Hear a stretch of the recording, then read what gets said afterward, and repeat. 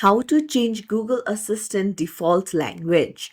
Hey everyone, welcome back to the channel. If you are new here, don't forget to hit the subscribe button and turn on the notification bell to not miss any updates.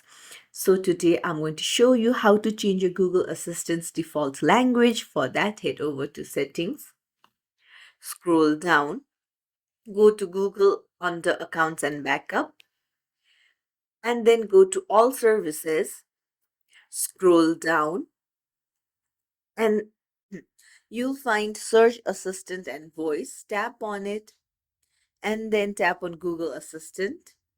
There, tap on Languages and then tap on Add a Language. And then you can choose the language of your choice. You can see the list. There are all the languages available.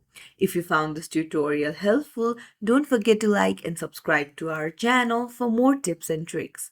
Thank you for watching.